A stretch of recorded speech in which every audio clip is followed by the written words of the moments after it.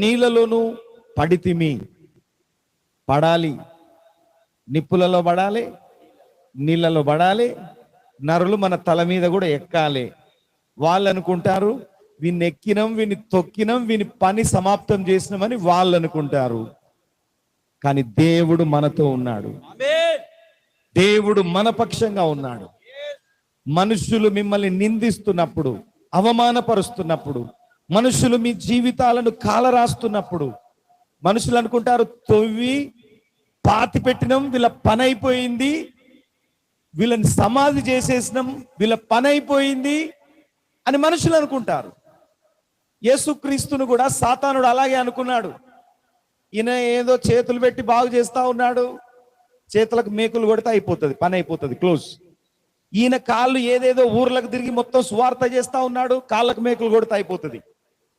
కాబట్టి